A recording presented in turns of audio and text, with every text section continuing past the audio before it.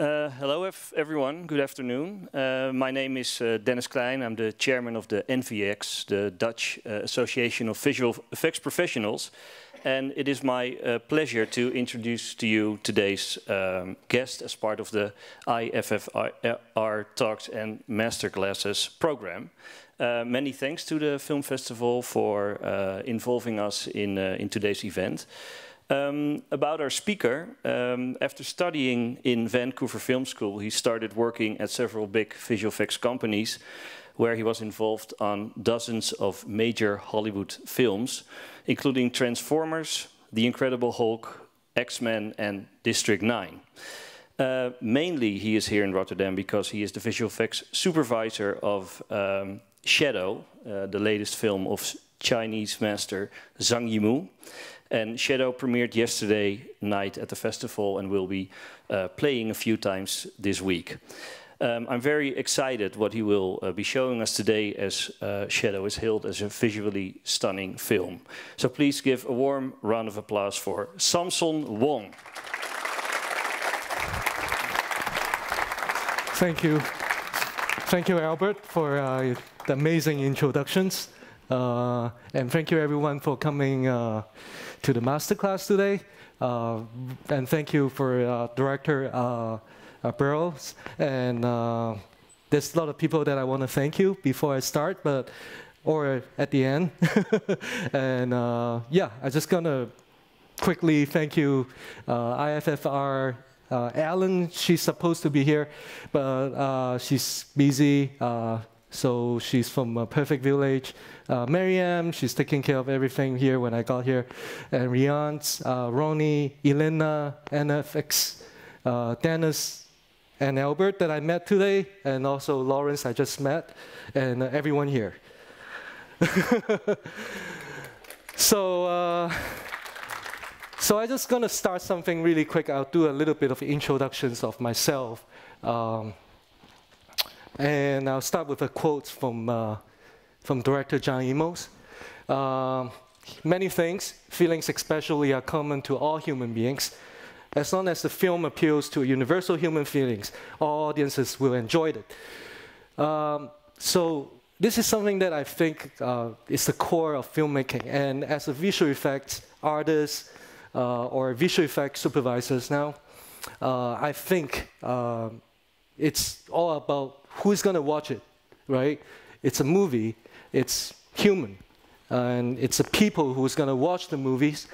So people has feelings, and definitely that's me, and I'm not a machine, I'm also a human, and that's where when I was a kid, you know. And I think like everyone needs a dream, and at least one of it, right? I mean, for me, if you know, you can check out these photos, and there's a book there when I was a kid, and it's a Transformers book, and that was quite inspiring when I was a kid. I love robots, I love so many things, but that's, I think, where I got inspired, and I really want to work on something cool. I love street photography, so sometimes when I have time, I'll go around the street, anywhere, holding my cameras and hiding in a little corner. Because I like street photography. The reason why is like, no one know that I'm here. I like, you know, to be, I'm present. And here's some pictures that I took. That was in Beijing. Sometimes I went to Hong Kong. And, you know, just some quick photos. Go around. That's in Shanghai. Yeah, some of them are quite underexposed, but I did it purposely. I'm just trying to learn more about, as a visual effect artist, I want to learn lightings. I want to learn about compositions, you know. So some of the stuff here I can quickly show you where I get inspired sometimes when I look at the ground. There's train stations. There's some reflections on in the airport. And yeah. So I have my Instagram here. If you guys are interested, you can check it out. Just do a little bit of advertisement. So I love drawings too, and I do music and sound. But another thing is like my grandfathers, they are Chinese painters from the southern of China. And, you know, one of my grandfather passed away already when he was, when I was like 11, 10 years old. Which is a sad thing because I want to learn more from him. But you know, the other grandfather now, he's here, and sometimes I got inspired. I talked to him. He showed me what ink painting is. And my mother also, she liked to draw, you know. And here's some pictures. This is a photo of my grandfather's painting. One of the photos. It's a bamboo, and you can see it's the inky quality of it, which is you can see the depth. There's so many things you can discover. You know, black and white space. You can tell like there's depth in it. It's all controlled by the gradient level, the layers of the ink. So the black, it means it's in the foreground. It's closer. More when it goes out, it fades out. It's a white. And you know, I'll talk about more later on when it comes to Chinese painting. There's some compositions here, which is multiple vanishing point against the 1 point diminishing point. You know, in a camera, usually we have 1 point vanishing point. So, I mean, maybe a lot of you guys know when you guys doing storyboard, you have like 1 point of vanishing. But in Chinese painting, they're not talking, they usually don't go with 1 point perspective. So it has a multiple point perspective for Chinese painting. Yeah, and then another one here, you see mountains, fog, mist. That's another style of Chinese painting, which is not the ink style, but my mom did this one. Okay, and then go back to visual effects. This is the movies that I work on. I started, you know, in VFS, which Albert mentioned it today. And that was back in 2007. And I work on probably around 20 movies now. Watchmen, Endless Game. Yeah, my favorite one, you know, there's quite a bit of the one that I really like, and I think District 9 inspired me a lot. I think District 9 was 2009, and it was started as, when we first got the plates, you know, we thought like, oh man, you know, it's all handheld, things were shaky, and they film it with like Canon EX1 cameras. They have like all this handheld thing, which is really hard for match moving. And that's where I was kind of like still like a junior at that time. And I work at the match move departments at Image Engines. And they're giving me so many troubles, right? Like this is all like moving, like I can't track it, so I have to hand track everything. But I still love the movie because if you see it by single shot, you don't get it. You don't know like, this is kind of like a C Hollywood movie or B Hollywood movie. But when you see the cut, right? This is what amazing about movie magic is when you see everything combining in one cut, you were like, wow, it's gonna work. So I was quite impressed and learning so much from all the movie, but that one was quite a bit of inspiring. And then I talk about how I start my VFX career, right? I started Vancouver Film School, and this is a guy who was my mentor. I'm just gonna be quick here. He's called Alistair McLeod. So he's a Scotland native, but I met him in Vancouver Film School. He was my mentor. He taught me a lot of things in 3D. And he also do a lot of motion capture. He's basically the first few one that started back in Matrix he worked on. And that was me on the very right corner in the class, and I did some painting there. And I'm just gonna keep track of my time. And Image Engines, he's my first boss, Sean, who is the executive producer. And that's where the time when I was in District 9 with the fellows in the party. And we're always, happy that, we always take pictures of our own credits when we work on the movies, even though it's so small. And no one cares. We usually stay in the theater until the end. We want to see our name on it. We snap it. But, no one cares, but we cares. So took a pictures with Neil Buckham that time, work on District 9. And then these friends, they're amazing. They talk. We were the one who, started using Nuke, Foundry Nuke back the time when we were in Image Engines. And here's a picture, it's blurry, it's small, took pictures. And then I went to Digital Domain because actually it was actually my dream to be working at Digital Domain when I first graduated from VFS because of one of the Wong Kar-wai's commercial. I like that so much. It's called The Only One Son. And it was a Philips, also an advertisement for Philips. And the way they use the lights, the color and everything, the vibrance, it's amazing. I love it. And I hand on my resume, right? I graduated from school to Digital Domain, LA. Of course, I didn't get it because I was a student. I just fresh graduated. But after working at Image Engines, I moved to this dream company, and this is my IMDb's if you want to check it out later. And afterward, 2016, which is 2 years ago, 3 years ago. Sorry, it's 2019 now.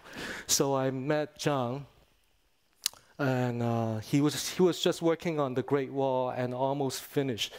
And there's a lot of things that he wanted to do on the Great Wall, but at the end, planned it, wasn't as he planned it, and because there's communications that he trying to work with the VFX team, but there's always different language, and it's hard for him to communicate. So that's why I'm coming back to Beijing. I was in Beijing. And I met Alan, and also the actor Deng Chao, who's going to be in the shadows, right? If you guys watch it. So I started my new page 3 years ago as a VFX supervisor. So, something here. Can I actually know who is working in the VFX industry here? You mind raising your hand? Okay, good. All right, so that means I can just simply explain it in a technical perspective. So this is from Wikipedia. I'm copying it because I have my own interpretations of it, but I don't want to mislead it. But people will think like, okay, visual effects, it's cool. You're blowing things up. You're creating something looking cool.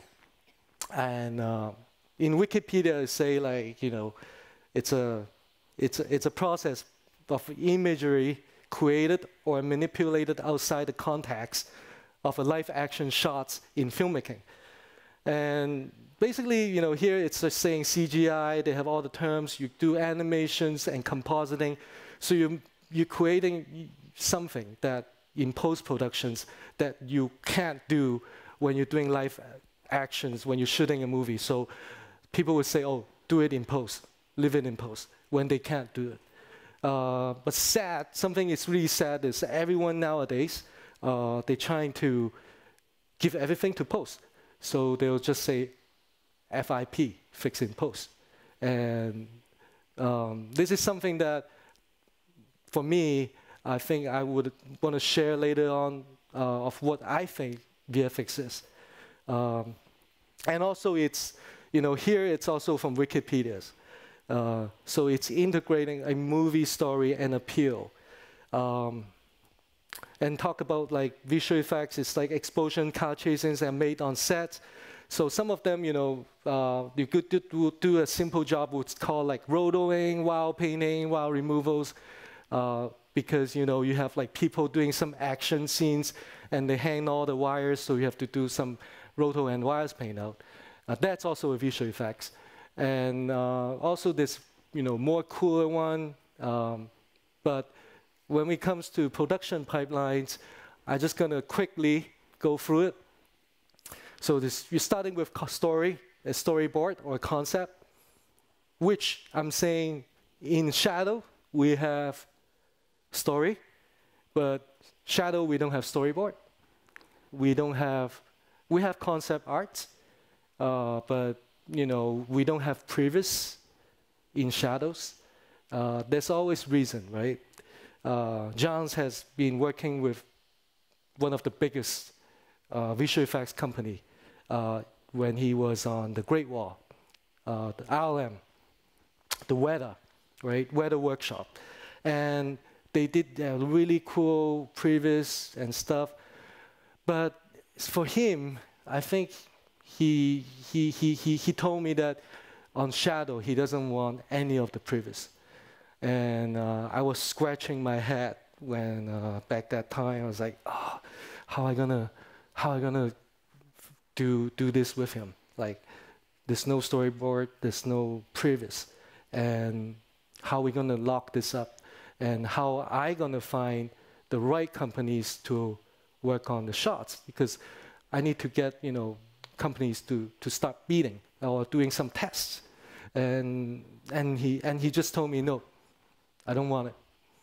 And you know, it comes along afterward, you know, the reason why I think he doesn't want previs, well, he got one of his cinematographer that worked with him for a long time, the DP, Zhao Xiaoding. And also thank you for Zhao Xiaoding, because he's the one who brought me on board on Shadows after the Great Wall, because he know what directors want. He wants someone who understand filmmaking in a more classic way, and understand it in a more fundamental way. So I was happy, and then I'll talk about later on how things goes. Even though we don't have storyboard, we don't have previs. So this is basically usually for VFX, we'll say, okay, we do previs with the storyboard, and then we go on set, we do some on-set data wrangling, we do some HDR, we took a lot of references, we do some HDR, post-vis, which is when you shot something, directors just want to see something quick, so you do like a kind of quick A over B, or do some rough animations before going to post-productions. And I want to share some of my previous work here with you guys. So that was 2012.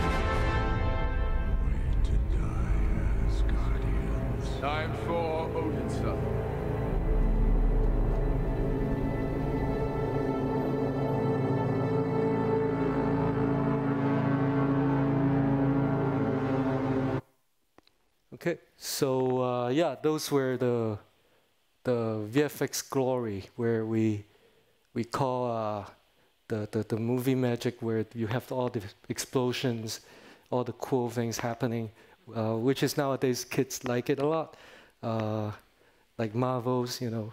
But for me, I mean, I really like it to work on some of those movie Transformers and other things. But at the end, I really think like sometimes, you know, it's kind of visual effects is overkilling. So I want change. I want to do something different, and then that's why I love to work on Zhang Yimou's movies, because I think he never leaves the core. He want to talk about the story.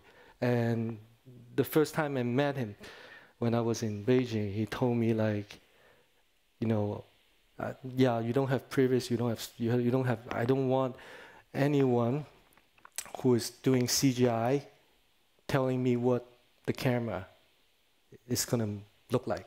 He just don't tell me where this camera is gonna move, because this is supposed to be a DP's job and his job. And I know now we have like all these cool technologies like VR and other thing, but he want to stay. He's, you know, there's always randomness when you go out and shooting in movies.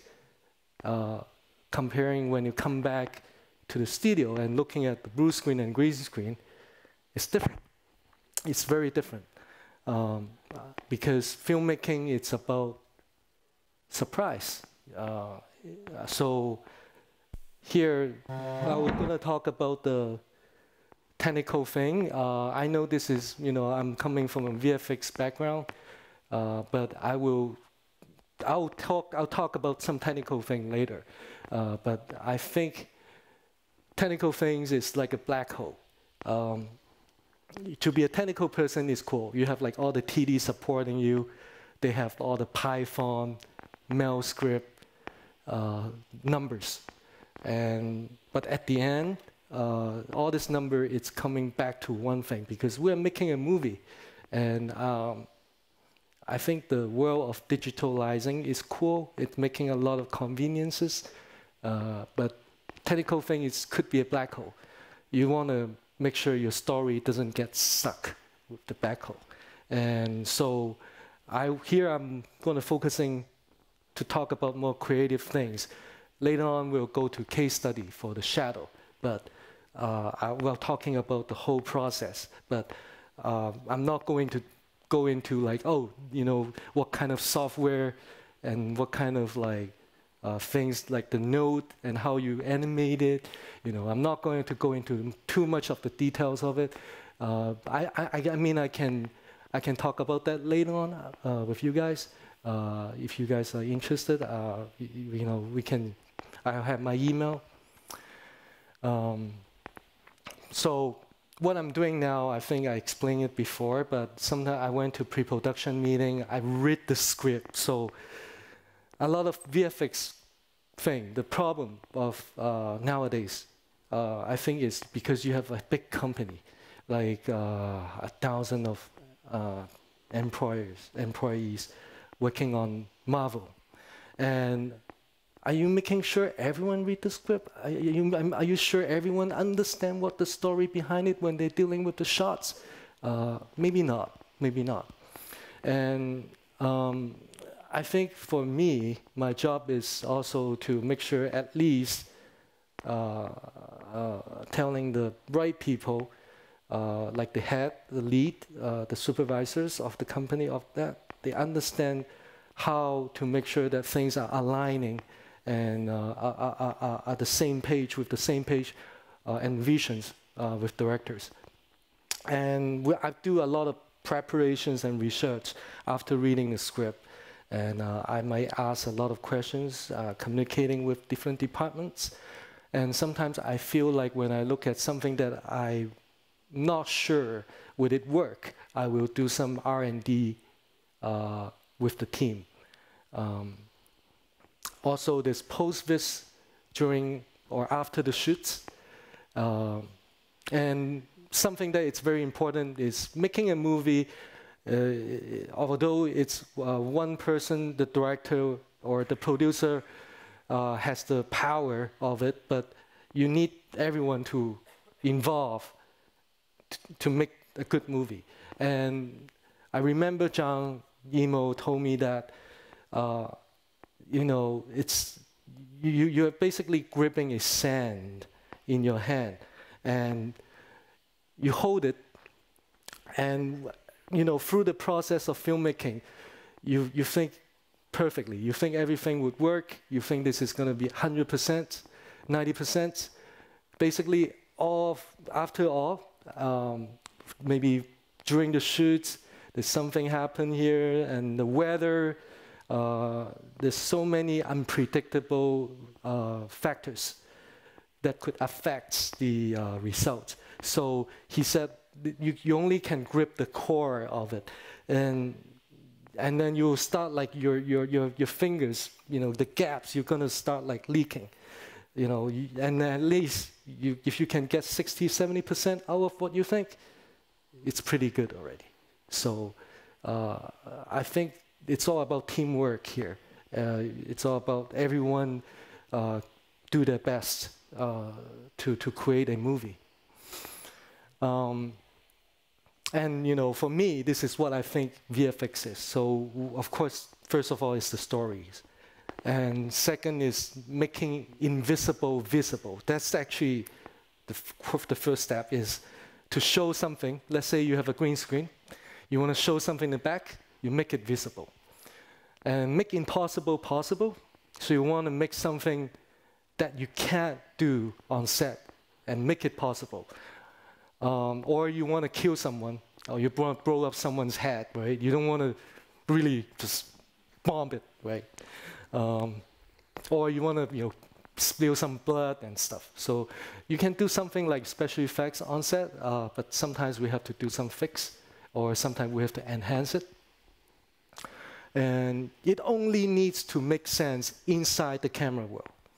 So this is not like a stage. This is not like a something that on live. It's only going through the cameras. So we want to make sure that everything that you're presenting or you're doing, it's only working within what you see in the camera world. And I'll go through it with the shadow in the study, in the case study, because sometimes it's funny when you're going on set. You see like, this is funny. Why this is not the right scale? That's like the wrong proportions. But at the end, you know, it works within the camera. So the audience doesn't know. And this is the movie magic, right? And then afterward, you know, we want to make it subtle. We want to make it invisible. Which means you make it visible and make it invisible. Means you have to be very careful. You have to do a lot of research and observations. You become like a scientist. You sort of knowing, oh, I need to, how am I going to make it look invisible? Like someone wouldn't notice. It doesn't affect the audiences when they're viewing it. It doesn't make it too popping out. So, you know, sometimes you just do a background replacement and you wish the audiences wouldn't able to tell it's a visual effects. And teamwork, that's I mentioned that. Technologies. So sometimes you're getting a lot of cool tools. You have like the VR, you have the previous, the VR previous, you know, you have the new technologies to help. And then you have to catch up with the new pipelines. They have this new software coming out always. One month later, another versions. It's tired, but you know, but this is what VFX people has to be dealing with because of the render time, the CPU power, and so many other things. And then, you know, be artistic, of course. Once you know those tools, you have to be artistic. But not everyone would able to have the chance to be artistic. There's people who just work overnight doing rotoing. I think roto jobs is kind of hard. I started also as a roto artist, match move artist, and you don't have much freedom. You just do what they're telling you to do. And then work within budget and time. That would be more like a VFX producer job, but as a VFX supervisors, we have to talk. When we figure out like, oh, this is gonna take like a month and a half, and we need $1 million to work on it. He's gonna get freaked out, right? And then it's like, oh, why? And you know, so we need to be. There's a lot of communications between. Even director has to know, in this case, what he can be done in such a certain time. So we always have a meeting before and after the shoots. So now we're going to talk about the creative process, which is the core part. I don't get a chance to do that before until I become an environment artist, because I can do a lot of matte paintings. I can do camera projection with matte painting, 3D stuff. That's where I kind of enjoying VFX. But the first 3-4 years, I've been doing a lot, just clean up, you know, wires and stuff. And then, you know, it's working overnight, long hours. And but I was still happy because I can see my work on the screen, and it was amazing the first time I saw my work there, you know. But you know, after a couple more years, I want to do something creative.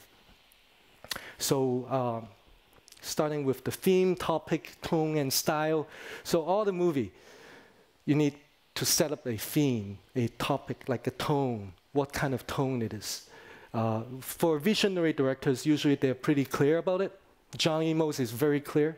Every time, if you guys have seen his old movie before, have you guys seen Red Lantern and all the heroes, all the stuff? So he's very clear of what he wants in terms of what directions he is going with, and which is a good thing for me and the VFX team, because he just wants this. I want this. I want this. I don't want that. You know. Gathering the brains from the creative departments. I talked about that before, but one thing about shadow, which is going to be slightly different than typical westernized Hollywood movie, it involves a little bit of more like philosophical research. Because when you're talking about Chinese painting, this is something that you have to talk about. Because it's about not the form of it, not the shape of it. It's formless. It's about the meaning behind it and how you express it. And this is something more in the deep level. It comes with like Taoisms. It goes back to like 1,000 years ago, where the poetry people, they were sitting there, and you know, back in the old day, think about like you don't have lights, right? You have fires, and what you're gonna do? Like, you're just gonna look at the sky. You're gonna study what, like stars, astronomy. So the relationship between human and natural, the harmony of the natural environment was closer in the old day, because you don't have like iPhone, you don't have like street lights, and because you have light pollutions, you won't able to see the skies. So in Chinese painting, you have, in a level where they spend a lot of time, the artists just sitting there and think, but not even started to paint. They start to think. They have something in their mind. They have a composition in their mind. They have they see this river. They see like the nirvana. They see the fish swimming, and they start interpret stuff, what the relationship between this and himself or herself. So that's the same. I'm talking about don't be a tool. If you guys want to be in the VFX industry, you need to learn the tools, but understanding the tool and then think about how you want to craft it, how you want to use it, and then how it's helping, how it's going to help the story and telling a good story, and that's very important. Okay, so going to the core part, which is a case study. Have you all watched it yesterday in the premiere? If you, who has watched it? There was shadows here yesterday. Can you raise your hand up? Okay, so do you guys like it? The look of it? Yeah, thank you. It's yeah, it's. I'm just saying, you know, for those who haven't watched the movies, spoiler alert. Because I'm gonna go talk about, like, I'm gonna show you guys something, you know, photos, videos. So close your eyes if you, or you can, don't get out the door. Stay here. I need audiences, but you can just close your eyes. So Director Zhang Yimou mentioned in choosing this story and theme, I also challenge him. I also challenged myself to devise a new aesthetics to embodying it. I quickly realized that Chinese ink brush painting, with its flowing energy and subtle gradations of light and shadow. So yeah, this is gonna be. I green it out because those are the point that the Chinese ink brush painting is gonna be. So these are. You know, first of all, like we look at some sort of ink brush paintings, and some photos. Photo look, but it was something, you know, just not real, but you know, it's ink. And if you see the one on the very right bottom, can you guys tell me what you see? Like. You see rocks, and what else? What else you see? Water. Yeah, I hear it, water. So why? Why you think this water? Because no one's drawing water on it. Yeah, because your brain read the rocks, but even though it's blank, it's representing something. Your brain is able to tell. So this is something very crucial when you talk about Chinese ink brush painting, is the use of black and white space. We always think, leave it blank, right? So very important in Chinese painting, ink brush painting, is we have a term we call 留白, which is leaving it white. And it's a very high level of thinking, because blank isn't blank. That's very deep, right? It's go to like Taoisms, where are you seeing dark matters? If you are a big fans of Michio Kaku's or quantum physics, I mean, I'm trying to talk about a little bit more about the philosophical part of it, because when we see something, we know it exists. But if we don't see something, are you sure this is something that not exists? Because here we prove it, right? Like you can see, we leave it white, but our eyes able to tell that's water, because it's there. And that's also, we have a term of it. Ink brush painting is part of Sanshui, mountain and water. And this is the key elements. So it's emphasized the nature, the harmony of things, relationship between human and natural environments. Also, there's a layering of mountains, because when we talk about Sanshui, which is the mountain and water, Sanshui means mountain and waters. It involves mountains, of course, because back in the old time, people would always want to go up to the mountains so they can see far, see further. So they do a lot of hiking, which is something I feel like the people who live in the modern city, it's missing. But I'm here to talk about movies, so I'm just yeah. And so type of trees, they have like a choices. You know, this all metaphor. Why they're using bamboo? Because bamboo, when it comes to a very tough weather, they can still hold up very well, and it's representing a strength like of a human. He want to be, you know, the toughness of the mentality of someone's.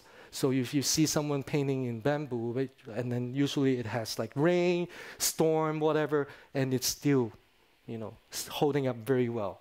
And then another one is Chinese pine. I think the part of Chinese pine is the branches, the trunks, the roots, how tough they can grip, and they can live in a tough weather.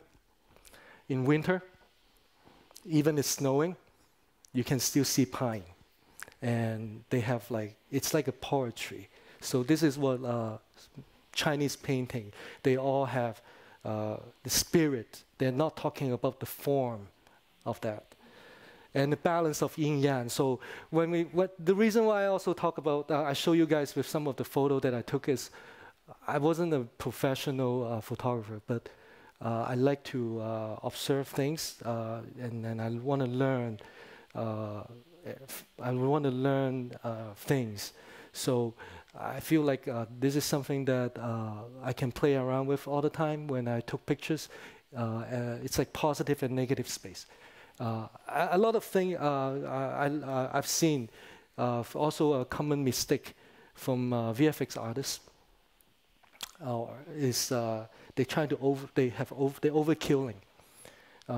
They're putting a lot of things in terms of framing compositions, and they want to make depth. They want to create, you know, foreground, midground, background, and putting trees everywhere and stuff. But I feel they are overkilling, and then also is the use of lighting, what to show and what not to show in the pictures. It's very important. So I mean, this is what I figure out when I work on shadow with Zhang Yimou, and he just tell me like, no, I don't want too many things. I want simple. I want to keep it simple. And this is also the philosophy behind Chinese painting. You know, it's keep it clean, keep it simple. Make sure you know what to show and not what to show. So it comes out where we have a method. We have to find a methodology how to create a background. And it comes with rain, mist, wind, fog, rivers. You know, we don't have birds and animals in there, I think. So the first 4 or 5 elements we've been using in the movie. You know, it gives you it keeps the textures of things. Also, it creates white space. That's the most important thing, because I'm not sure. Are you guys all working in the film industry?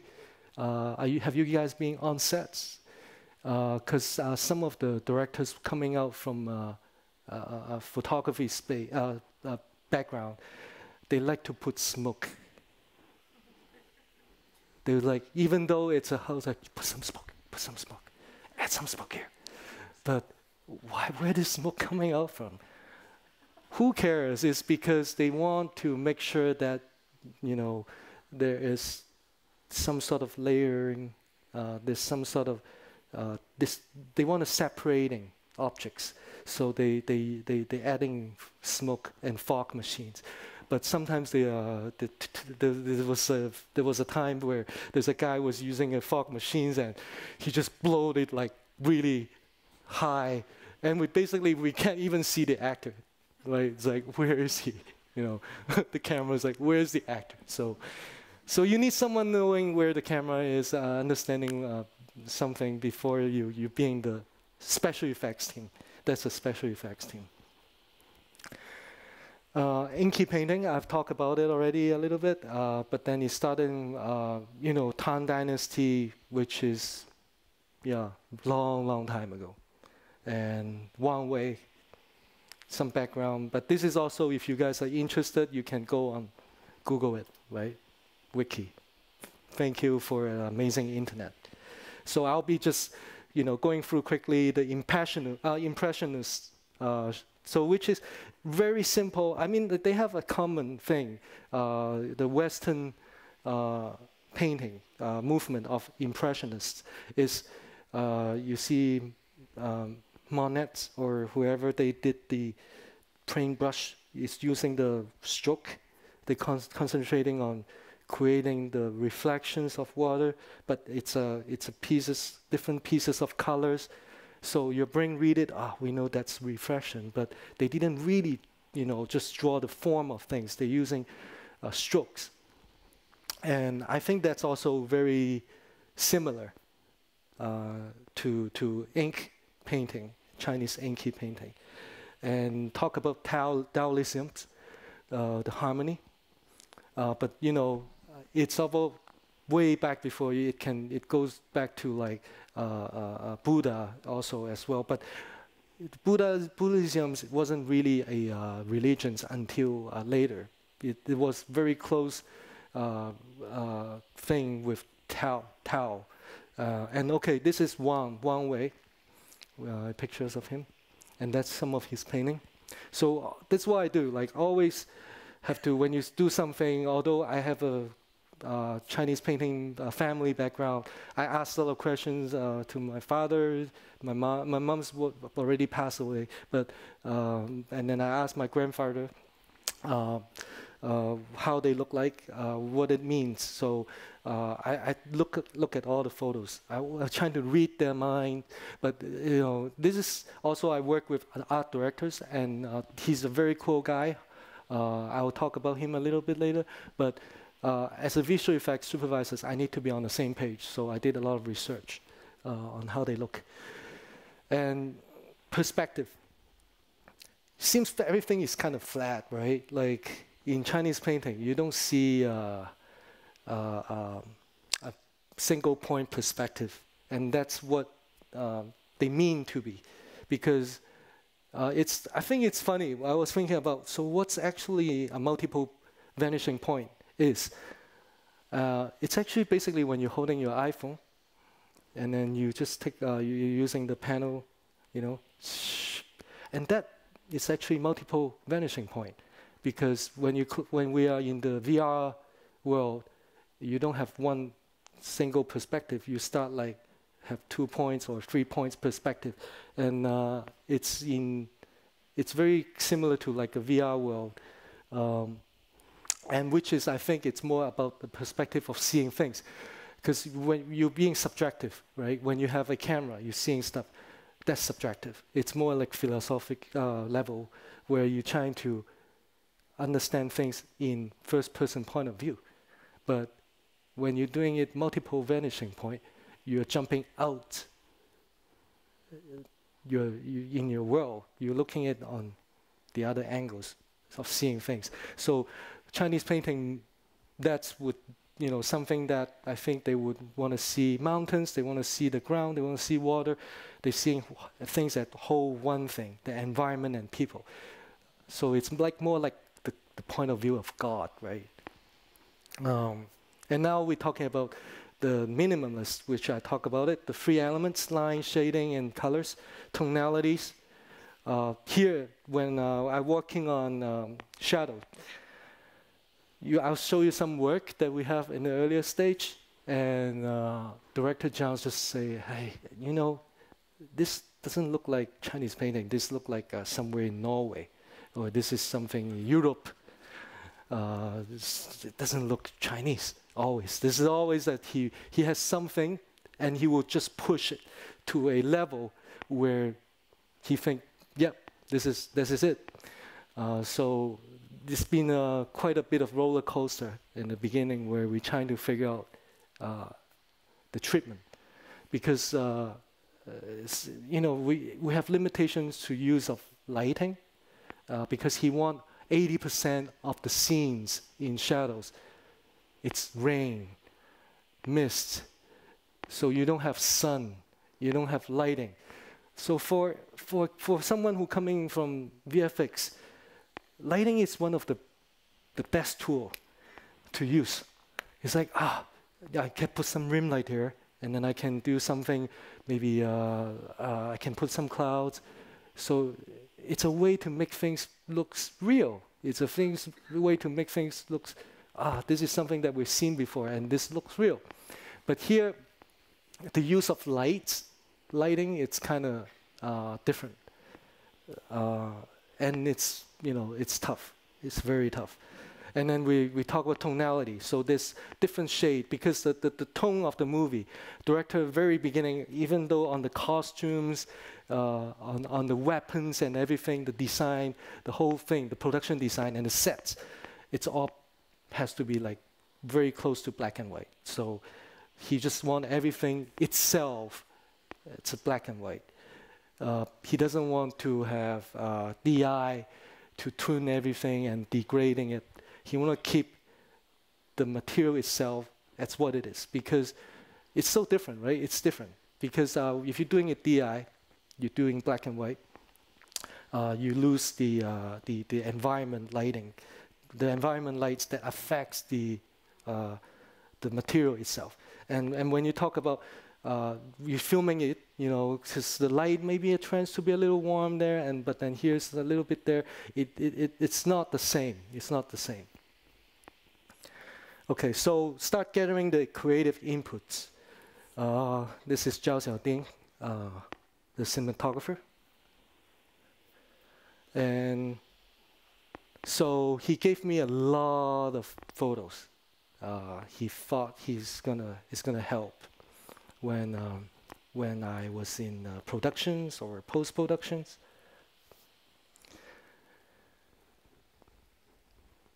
So you can see it's foggy, but you can still see some little details here. You can see a lot of things, but the thing is, on this, Director Johns told me, it's good. There's like, layering and everything, but it's sunny.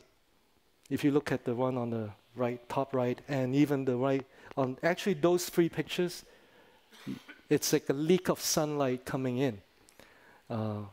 So then you can still have some contrast. You can still have some specular, or you can have like, you can still creating some sort of separations by the use of lights. And it looks real because you have the lights. But then John told me like he doesn't want to see any leak of light. So here, there's some other pictures. You see the dark black in the very low bottom, those trees and rocks.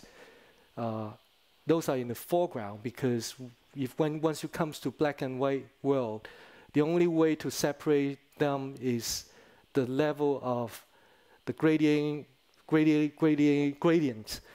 of like black and white. So this gray, little bit of shade, and then if you look at the one on the right, you have plants that is green. And we do, when we work on VFX shots, we leave the green parts to be green. And Zhang Yimou is okay with it. He wants green, right? Because if you see some of the Chinese painting, they also have this inky green little bit of things. So this one, there's some sunlight there. And that one, this was quite inspiring. I've seen this. This is not Photoshop. But this is also causing by the sun. Leaking through the gaps from the mountains. So I've talked to the art directors, Horace Ma and his team, which is Xiao Song. He did a lot of nice concept. He's assisting, and his art department was amazing. And they gave me some of the early concepts here. So that's like one of the cliff that Zhang wants. You know, he wants the cliff like that, right?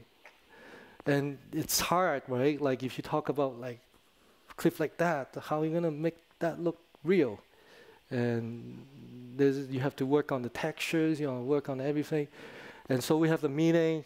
That's where he draw. He's very he's a like very graphic person, right? So this is where he draw on the board. It's, you know, circle, rectangular shapes, taijis, and, you know, that's how he described, you know, the boats. Water, you know. So that's the concepts from the art departments. And some of this was amazing, but some of them later on, because the mountains looks too much like, you know, something like it's too pointy. Directors doesn't like it to be too pointy. Because he thinks like pointy mountains looks like fantasy movie, like westernized fantasy movie. He said like, yeah, it looks like Gothic, you know, Gothical look. So this too much like a pointy mountain, and Zhang Jiajie, it's been already being overused by a lot of Hollywood movies, like Avatars, you know. No, so there's so many versions that the art departments create, but you can tell they already have the level of, you know, gray, the shade. So it's slowly, one step at a time, it's fading it out, because it's creating by the mist, it's creating by the fog, but you can't have heavy mist, heavy fog, because you're gonna cover up the background and you don't see much. So those are the concepts. And the stony path, that's a concept. That we pretty much changed something on it because there's later on he changed his mind. So sometimes we got it art departments, the concept that sign off by directors, Zhang Yimou, but then he would always, even if you give him a little bit time, he still would think about, you know, what can be better, you know. There's always time for him. He's just like, I want to change the last minute, and it's like, oh, last minute, yes. And once you're getting used to it, you're working for someone who is one of the greatest, and which is cool, you know.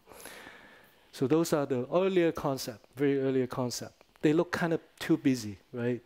They have like houses, people overlapping on the rooftop, and you can't really read what's behind, what's, you know, in the foreground, midground, background. It's hard.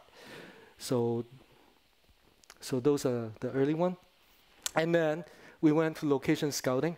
I was carrying all the along with me with the 360 camera all the time, and I did because it was easy, right? I just, you know, it's a Ricoh Fieta. I just use it, so it can be recorded in videos, or it can be just a quick snap, and you can just download the apps and you can just drag, and, you know, you can whoop, you know.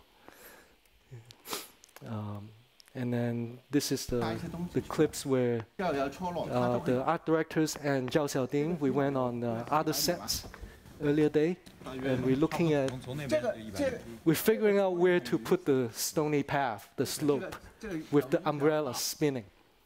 And this is definitely not a good place, because it's just too, you know, it's too flat. We need a slope. And there's a miniature that they did for easier for communications for directors. Let's talk about the blocking, you know. You know, that's where those people is amazing, because I was surprised how fast they can build a set in China. You know, Like it's a month. It only takes a month to get from here to something like wow, you know.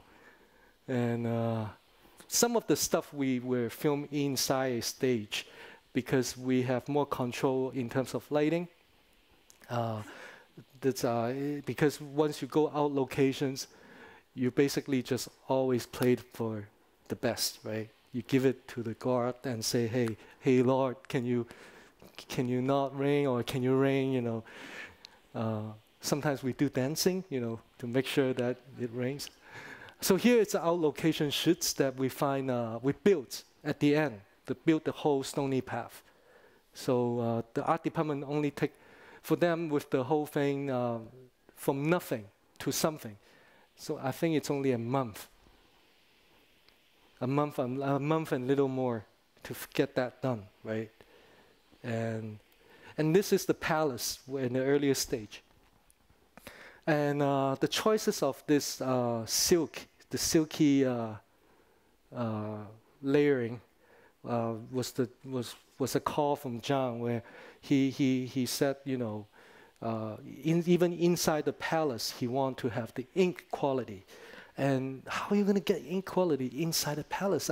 So we did a couple things. They did a couple things. They try put some smoke inside, and then it ends up like it was a mess, right? Because it was a trapped place, and the smoke you have to wait.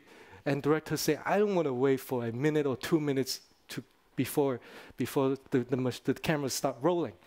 And also he doesn't think the smoke would be the right method. And then also now he thinks like this layer of Chinese letters, and it was the way also to give more depth. So you got the foreground, you know, of the letters, and the cool part of it is when you have it, have the letters on it, when you have the words on it, the black and the white, it reveals differently. The blacks will have, you see more behind the blacks, and you see less when it comes to the whites. So it reached the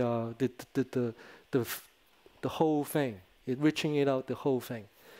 And so we also go to do a scientific research. After we communicate with like the cinematographer and the art director. But this is after, I think it was after the shoots of the movie. I realized like, man, we're spending a bit of time getting the final sequence in front of the stage, the screen, blue screen. So we need to study what actually looks like in real world. So we were Googling, we find some places. We look at some stuff on the internet first. And that was thankful for Pixelmondo's Lauti. He was VFX supervisor for Pixelmondo's back at the time. And we went to the locations to get, you know, textures and everything. So we do, first of all, we went to the Three Gorges, which is the Three Gorges was Sanxia, right? And it's close, it's in Hubei. And basically the places is, right now it's different because of the gorges. They built a dam, and the water level rise so much, like 100, 200 meters. So when we're looking at some old photo, it looks great. You have like this nice cliff. It's like, wow, it looks amazing. And we got there. The water level is so high, and the boats going in, how come the mountain is not high enough? Because they already built a dam. And if you see it, there's a dam down in the bottom. And the water level was too high that we still got some of the textures and stuff, but it wasn't, you know, ideal. And there's Lauti and me. So we went there, and this is what we see in some of the place. We're kind of looking at it. Now we see the rocks, and those rocks have some ink quality on it. You have moss, So we start like, think about what to put in visual effects to make that work. And this is, see this, the piece of rock on the cliff on the left. You can see this color variations in it, and some of it was the ink, inky thing, creating by weather, because those are some of the microbacteria and combinations of modes that would make it like a wash, inky wash quality. And we think something, this might work. But most of the time when we get there, it's sunny. The look of it was like it's a sunny day. And I fly my DJI. And one story about this is because we have to get the government approved because I'm flying a drone. And Chinese government was very supportive in this case. We actually was going in deep. This is like military areas, just so you know. So I'm flying a drones in the military areas.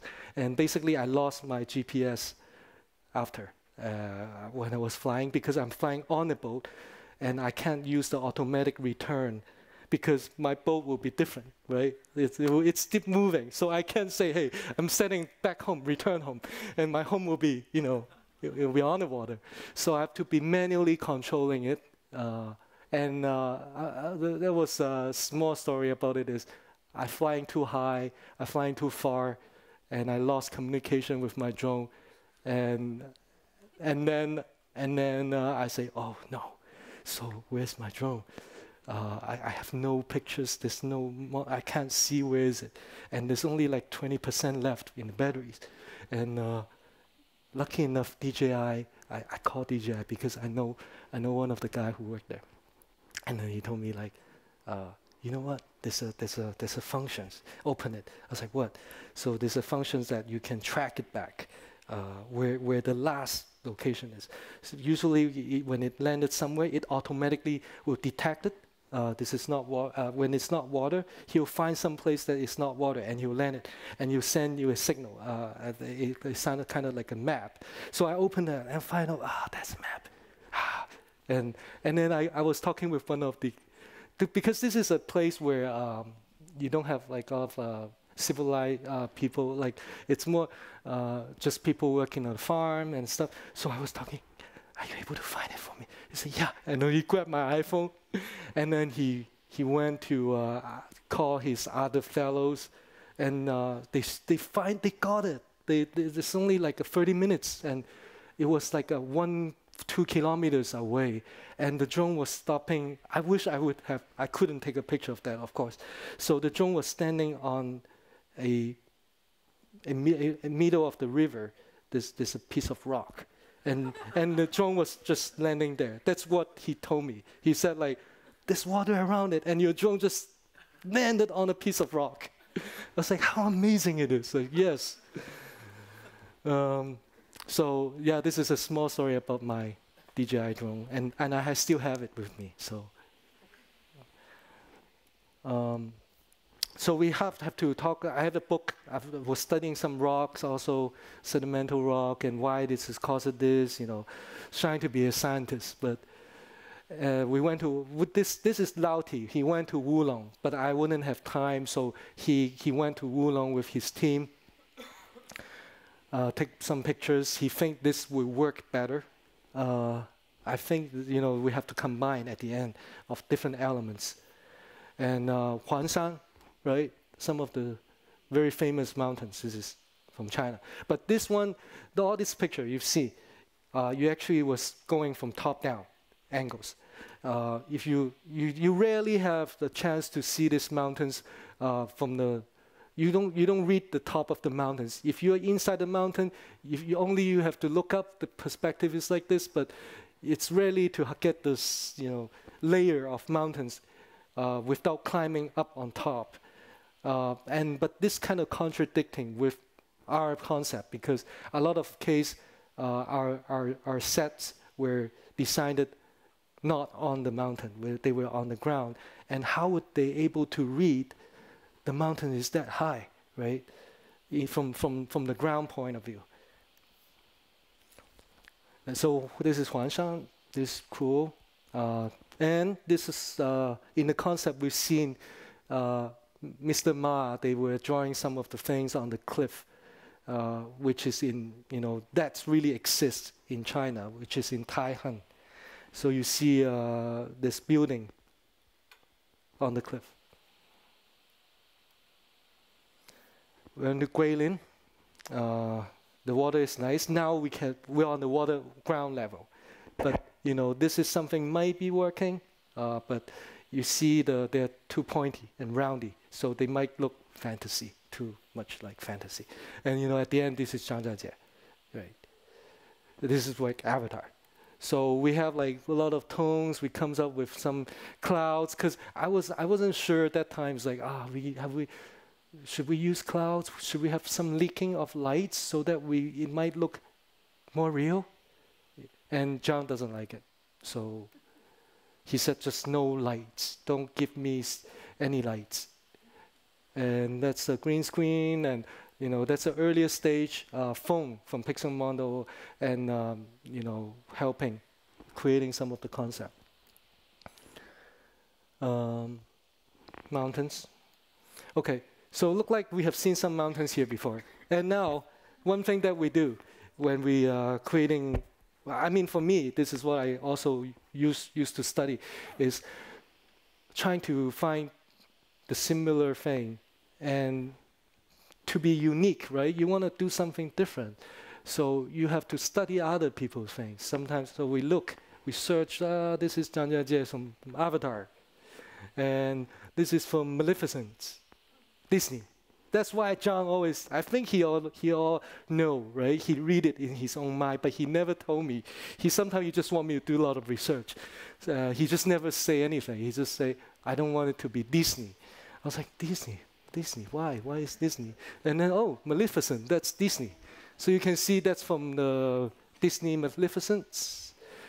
The blue sky with clouds, because you have chances to do that, to play around with the lights, the sun.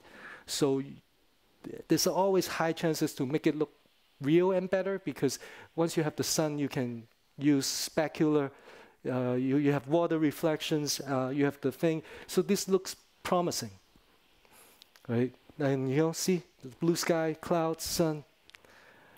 So now I start understand maybe, okay, I shouldn't be using sun too much, and because it's easily fall into the categories of Law of the Ring, Maleficent, Avatar, And also, Zhang always saying, hey, we're seeing too many things here. Keep it simple. We don't want to see the texture of rocks. He told me he doesn't want to even see the textures of rocks. So I've been spending time gather all the textures from, different locations. And he told me like, no, I don't want textures. But by that means, doesn't mean like you don't put textures on it, So he also say it has to be Eastern, not Western. Okay, so now back to philosophical research.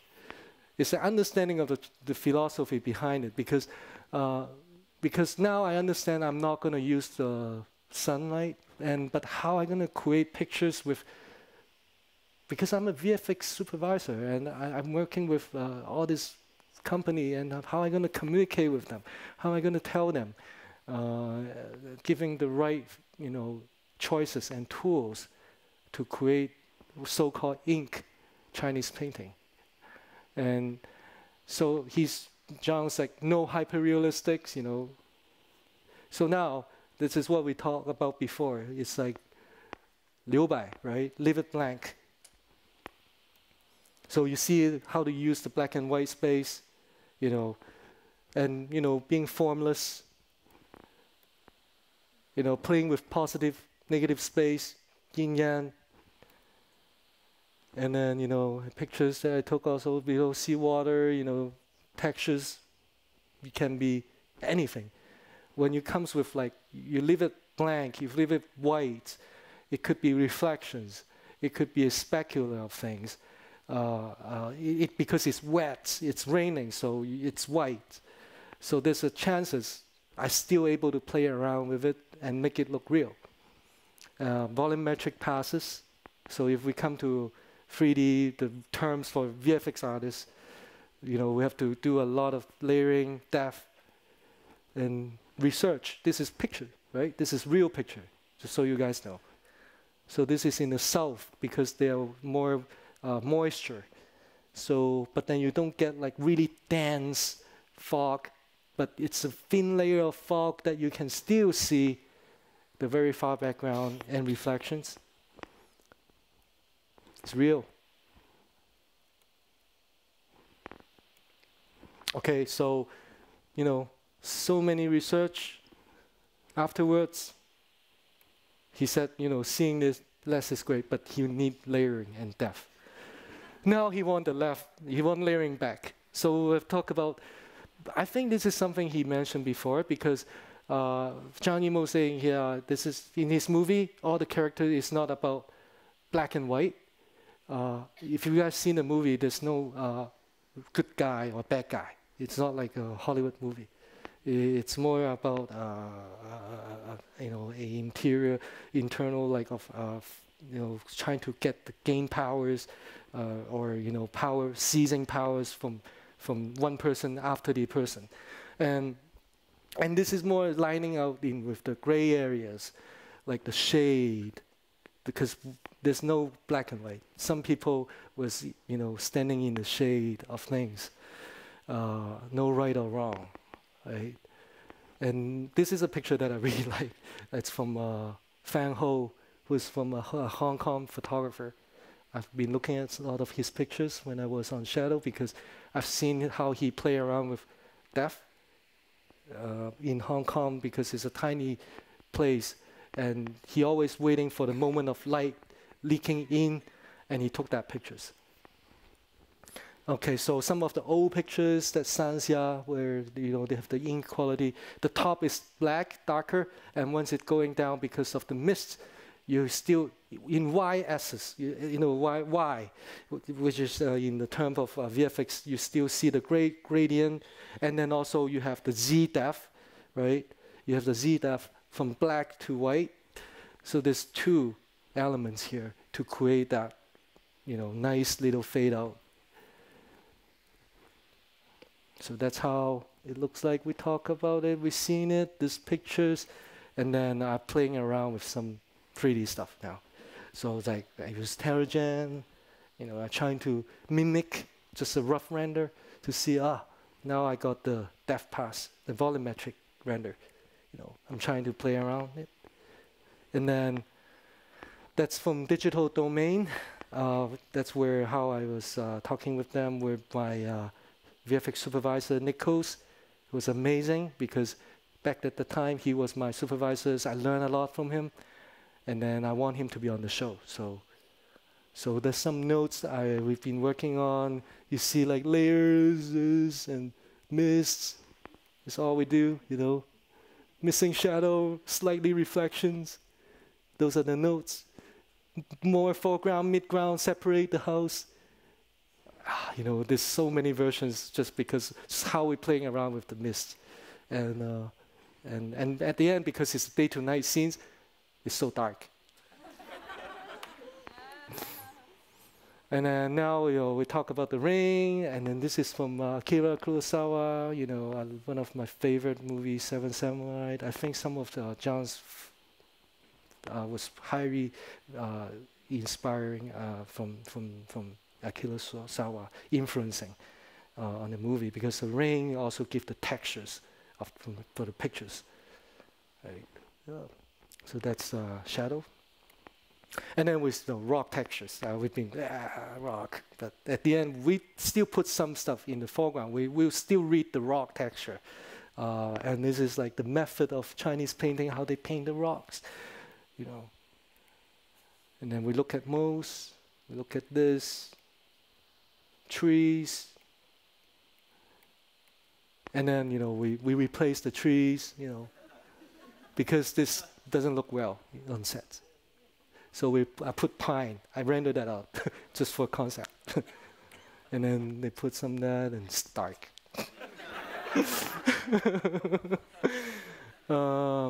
Okay, so I'm gonna show you some of the. This is the one that Pixelmondo did. Oh, because I start running out of time, I want to go quickly. That's a landing boats cliff. You know, that's Lauti, Yam from Pixelmondo. You know, some of the boat concepts. Bamboo. Because I want to talk about more cool thing, how we film 2 actors. So I'm gonna go really quick here. This is Pixelmondo's.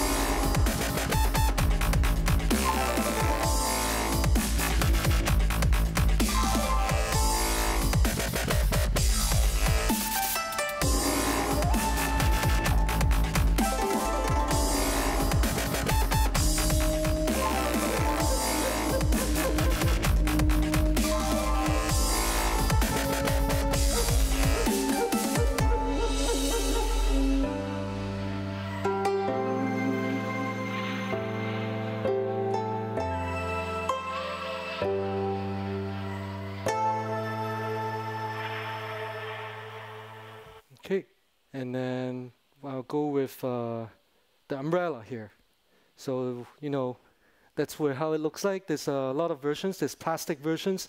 The reason why he's using plastic versions is just because for actions, the choreographer Didi, it's very light, right? It doesn't look like, so it painted with some metals, paints, but then it's a plastic, so it doesn't hurt. So the blade wasn't too sharp. Some of them that we have to replace the blade because when it looks close up, it looks really like plastic.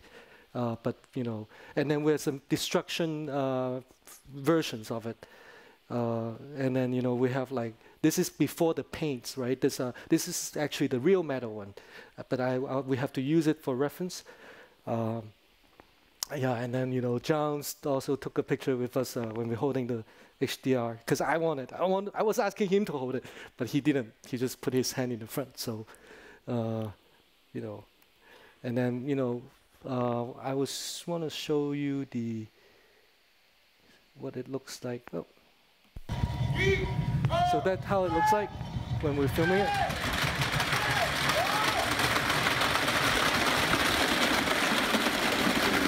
See, because we need it, we still need it. I know it doesn't look the same with what you guys see on the movie, but we need it because we want something to be tracking on.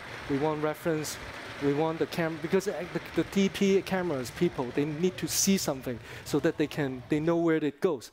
So this is like kind of a reference also for us for lighting, but then we have to replace them, and we have to reanimate them, and they actually are. There's people actually sitting in, just so you know.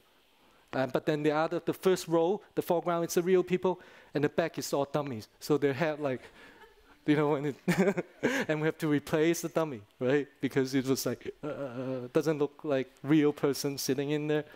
And that's the set.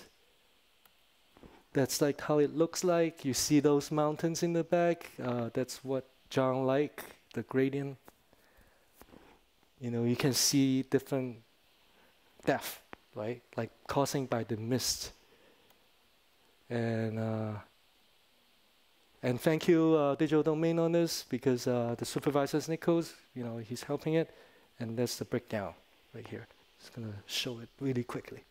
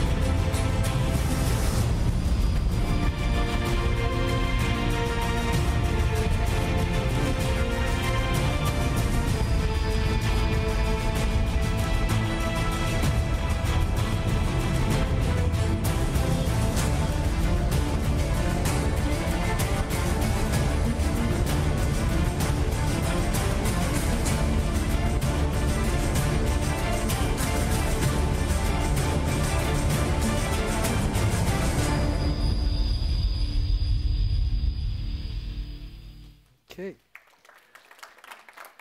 And then, yeah, I think I still have a little bit of time. I just want to go through this. This is actually quite important and interesting. I think people, have you guys all noticed when you guys see the movie Deng Chao, like the Jingzhou, the guys, it's actually one role, like he's playing two roles, but it's the same actors, right?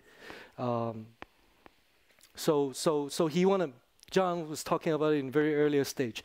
We did that's very important for him. He said, I want to make sure that Deng Chao is, you know, is acting by himself. I don't want CG Deng Chao. He told me like he want the real performance from him, not motion captures. I know, you know, there's technologies. And then he also asked me, are you able to make CG Deng Chao real? Like someone that he can't tell. I told him like, no, right? I'm coming out from CGI background, but I know human face is the most complicated thing. And I know there's a lot of companies, they have their technologies. They're trying to mimic, they're trying to learn how to make CGI humans. But there's so many things. It's so complicated because you have like the temperature, you have the blood, you have so many things that would influence, because someone being angry, someone is happy. It's not just the textures of the face. It's not just the wrinkles. It's also the temperature, the rush.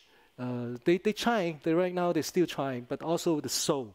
I think the soul it's not being replaced yet by CGI. You always think this looks not right because the eyes is just soulless for a lot of CGI human character. So we do. This is one of the shots that we have. 适才，我仅访其6成，你已无解。夫君，快起来！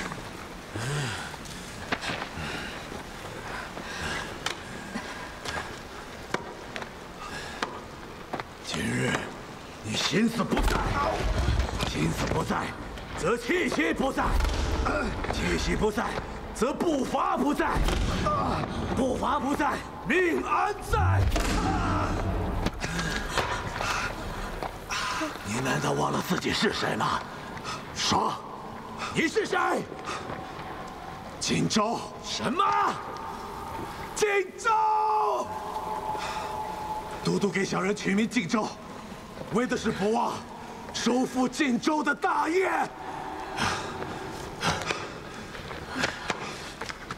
我若不是病入膏肓，我用得着你？死心塌地干你自己的事儿，别胡思乱想。Okay, so we did a test before we do the shoot. This is what I mentioned about why I came in earlier stage when we shoot, because John's told me he don't want CGI. So what's the methodology about it? How are we gonna able to get it without replacing with CG? So we have to shoot things in twice, and also he doesn't want the actor Deng Charles to be skinning with CGI. He want him to actually lose his weight. Which is really cool because he's spending only a month before and after. He spent a month and he lost like 20 kilograms, 20 to 30 kilograms in a month. So if the picture that you see on before and after there was a gap when we're shooting it. So the technique is pretty traditional, simple. When we say simple means you don't have to work on it. Simple means you don't have to work on it, but it's kind of like a plate A and plate B, and then you A over B.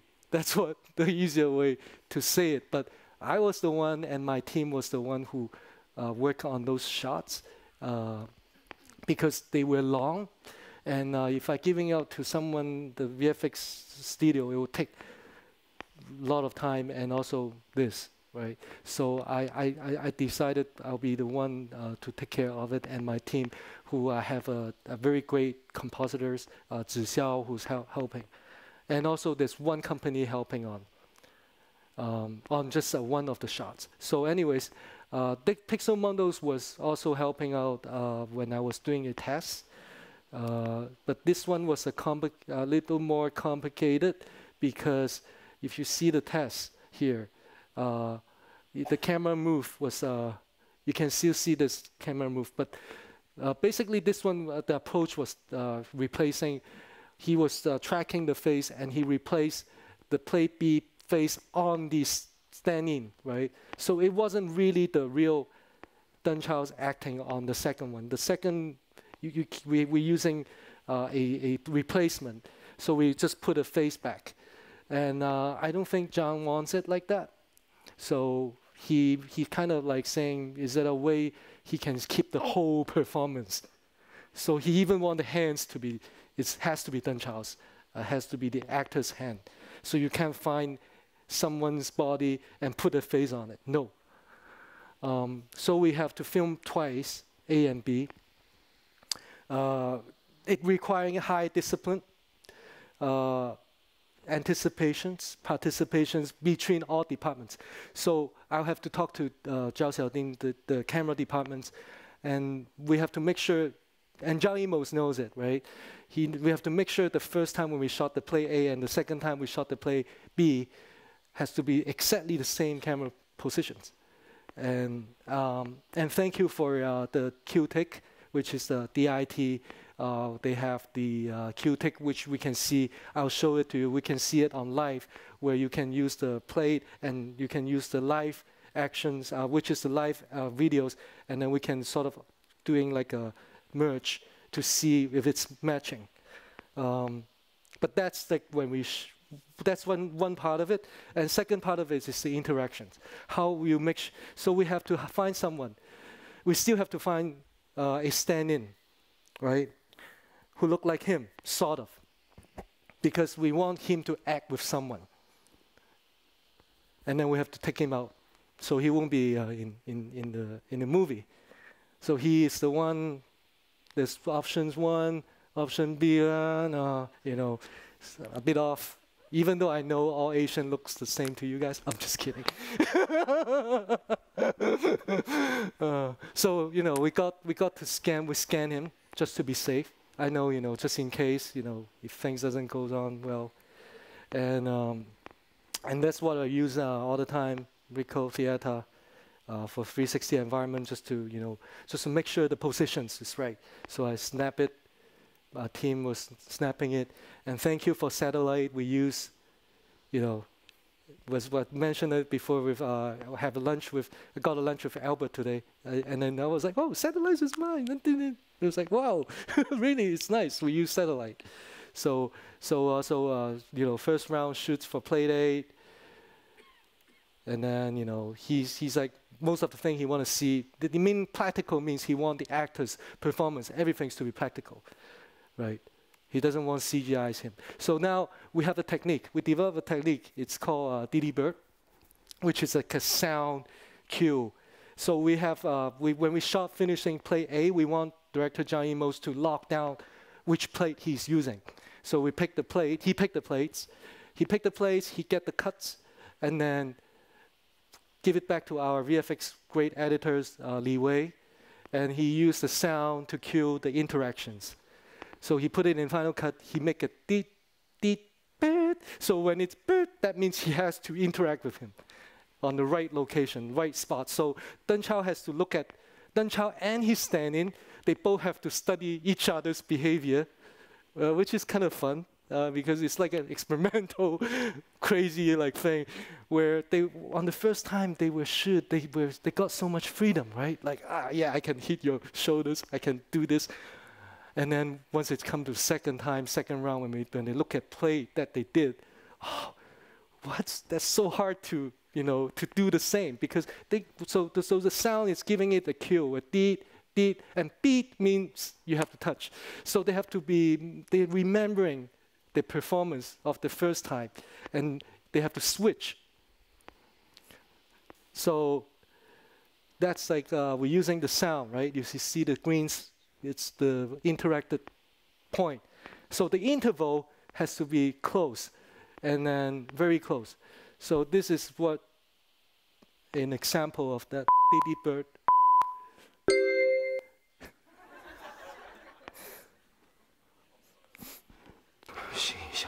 And then he has the sound for what he's talking. So he knows the dialogue is going on.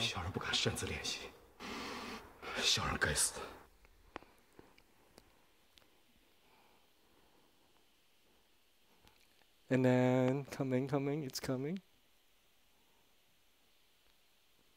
The sound should be coming. Dodo, 尽管来。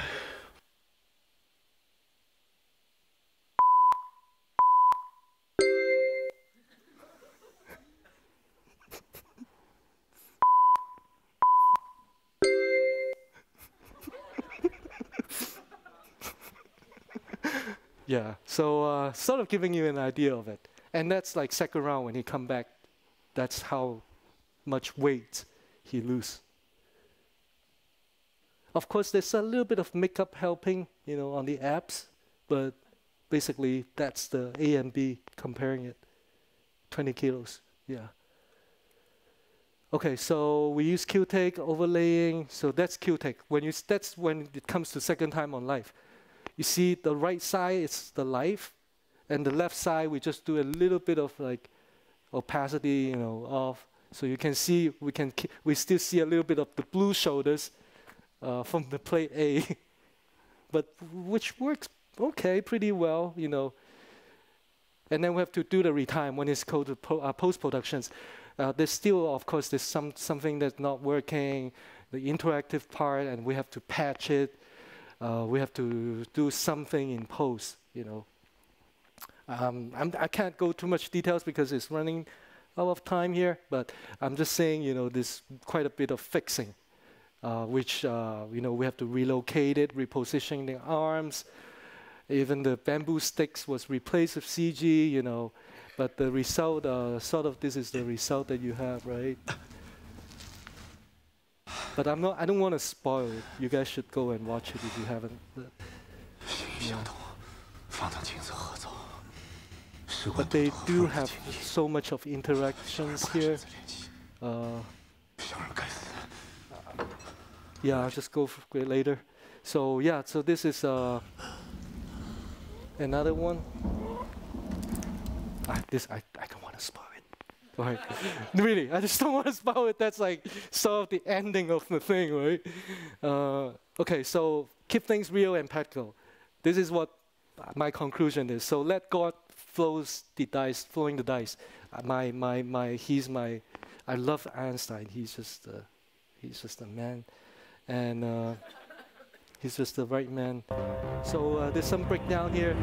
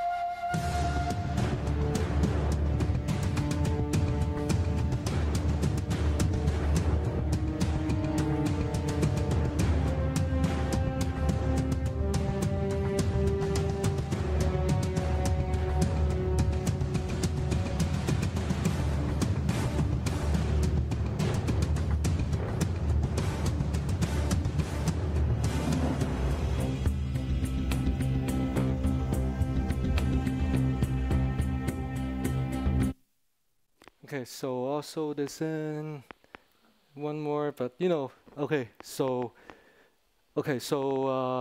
yeah,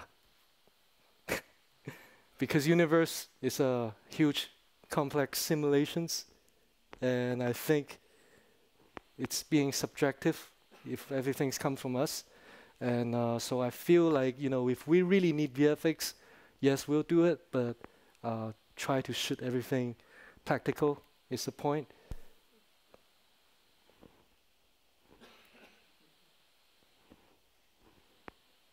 And be organized.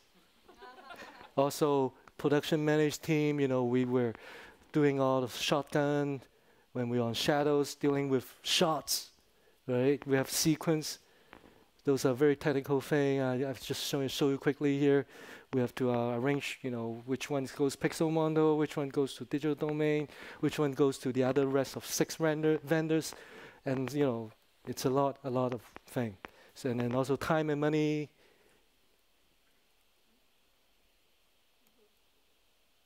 Yeah. So this is me, vendors, DI, you know. I think also really want to thank you, Ronnie, Elena, Mariam, and you know, director Barium. I think I might pronounce it wrong, but and everyone here today. So you know, there's quite a bit of people I want to thank, but I'm just gonna go through it quick here. Softwares. You know, here, my thing, people here, and here, and thank you. So, hope you enjoy the movie. Thank you. Okay, thank you. Thank you very much, Samson, for this very inspiring masterclass. We do have time for some questions from the audience. Is there anyone here who would like to ask Samson a question? Yes. Oh. There's a microphone coming. 1 second. Hi. You were talking about at length about the artistic Chinese approach to things. Yet you worked together with Digital Domain and Pixelmundo, who were, I guess, in Vancouver and LA. Yes. So was it a big problem to convey the Chinese aesthetics to them? It is, because it's always about like, because in the Western world, it's about, you have to, physics work, you know, in a way of law of physics. I was mentioning about the lighting and all the thing, it has to be real. And you cannot just like doing something flat, right? Like it's like, this is not the way it means. So, but then, you know, because once we talk about the inky wash painting, the look, this is why Zhang want what Zhang's want. And then we've been talking about a lot of things, studying a lot of photos and stuff and painting. And then I think at the end, yeah, they sort of agree that this is the way to do it, you know. It takes a bit of while to get used to it because, you know, in CGI world, it's about the texturing, how you're going to do this and that. And then it seems like we're being chopped off, like hands and legs and even head, right? So, yeah, it's tough. I guess it could have been difficult to start from, you know, there's like an abstract wish from the director, and you have to, at some point, you have to convey the information to a team which is actually going to do something on a computer, which has to be very concrete, or how do you say, like real. Yes. So can you elaborate a little bit more on how you try to yes, we were just trying to communicate with terms, VFX terms, right? Like the depth. Oh, I want a volumetric passes. I want you put some more mist, and then can you pull it back a little bit, take it off a little bit? So it, at the end, it becomes more just using more, it has to be VFX terminologies to explain what it should be look like. Instead of going in the abstracts, like, oh yeah, leave it empty, leave it space. Exactly. Yeah. And did you feel you were a translator? What kind of role did you play in that? I think it's more about, because we also do a little of look of it, like kind of like look, a steel frame mock-up and all this stuff. And for me, it's like also translating, of course, but it's more about like just helping to bridge it, you know, like the communications. And for the other 6 vendors that we work on, it's quite direct because they have this Chinese background. Right. But then, you know, if we want them to be processed in a VFX pipeline, I think that the skill level not bad, but it's just because we just have to make sure that they have the resource to finish. Yeah. Exactly. Yeah. Is there another question from someone? I had a question. Oh, sorry. I had a question about the circle of yin yang on the boat and also in the garden. Was that really painted, or did you create it? Oh, you mean the yin yang where they have the fight in? The interactive part is all built. Real. It's built, so it was not really painted. It's not a paint. Oh, I thought it was real. No, yeah, it's a real thing. And then we did replace some of them. We replaced it with CG because when we shot on stage, we have the space lights that it's all reflects the water. Yeah. So it doesn't look like it's on the exterior location. So we have to, they replace the whole thing in CG. Some of them. Yeah, but some of them, they just paint out the space light. Oh, okay. Oh, that's really great. Oh, yeah, thank you. Any more questions maybe for Samson? Yes, over there, the microphone is coming.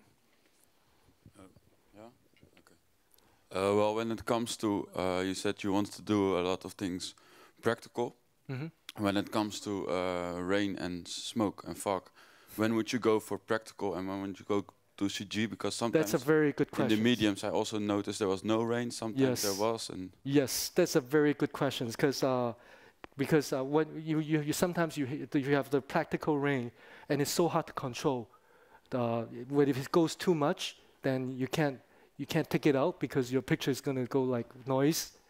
So we decided at a certain point, if we go with wide shots, they need to have just a little bit of like rain, but not a lot, just to give it a little slightly of the textures, you know. But we don't want too much.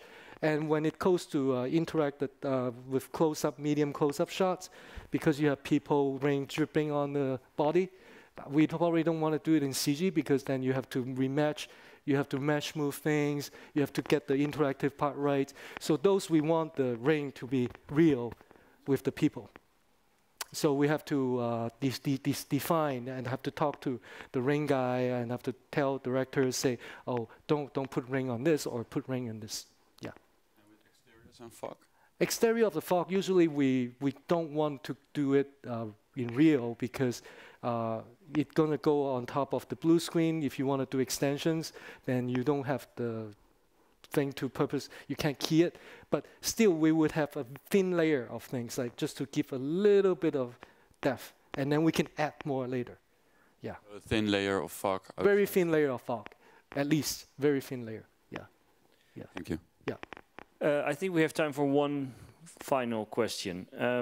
Is there someone? Oh, there's someone there. Yeah. Yes, over there. I was wondering what you think the future of VFX will look like. Future for VFX? Yes. I think it's a very big question here. Good question, but it's huge. Fast, Samson. It's about the VR world, I think, maybe. Or because I remember, like, because I think the cinema will be different back, not even 5 years later, because I think the story won't change. Story is always storytelling. So people always love to see a good script, good storytelling, because it's attached to our emotions. But the way of presenting it might be different. People might want to interact with the virtual world. People might want to be doing multiple endings on a movie.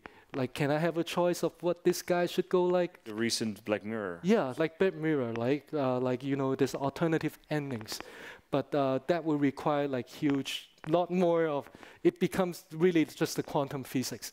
Like one person, the singularities, it end up like, you know, branches out like 10 branches out like 40, it's the matrix.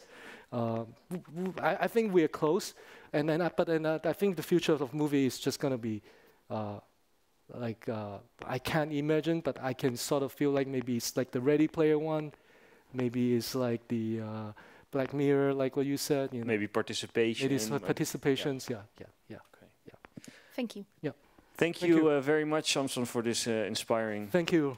talk. Thank you very much. Thank you.